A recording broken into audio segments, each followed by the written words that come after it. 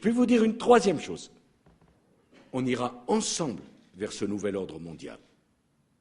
Et personne, je dis bien, personne ne pourra s'y opposer.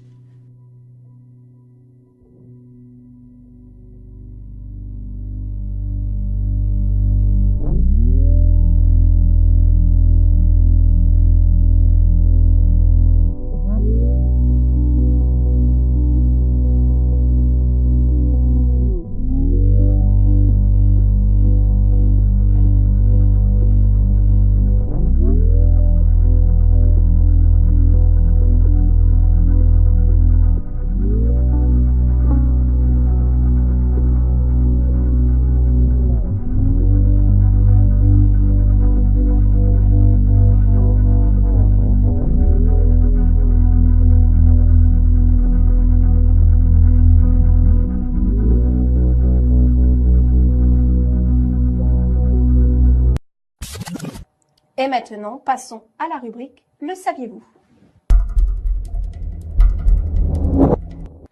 Bonjour et bienvenue dans votre rubrique hebdomadaire « Le saviez-vous ».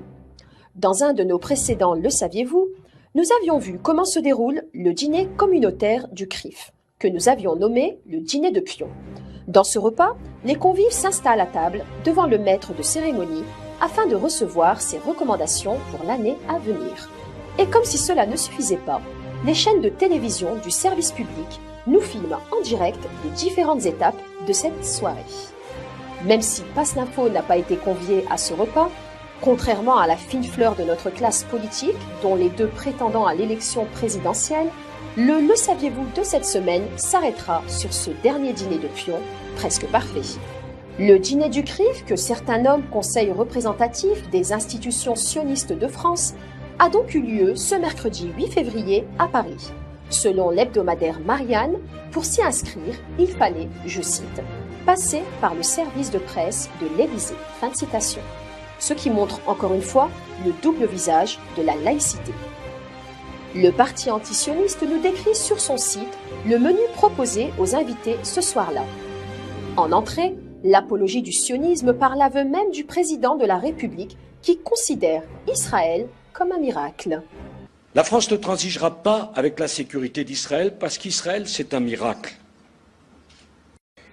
Israël, c'est un miracle. Accompagné ensuite de la négation de la Palestine libre et du déni du droit des Palestiniens à disposer d'eux-mêmes. Jamais la France ne reconnaîtra de façon unilatérale et sans condition l'État palestinien. Après s'être essuyé les lèvres de ce qui reste de la Palestine, les invités passent au plat de résistance.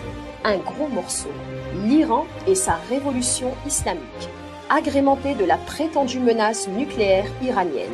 Et lorsque Ahmadinejad, M. Khomeini, parle de rayer Israël de la carte, Israël doit savoir qu'elle ne sera pas seule dans ce combat pour la sécurité, que la France n'acceptera jamais que l'on remette en cause la sécurité d'Israël. Mais apparemment, les invités ont encore un petit creux. Alors voilà qu'arrive le dessert. La Syrie, qui doit subir le même sort que la Libye, est tombée dans le chaos. Et enfin, cerise sur le gâteau, la suprématie de la civilisation occidentale sur les civilisations pluricentenaires, voire plurimillénaires. Tous les invités ont bien compris la leçon.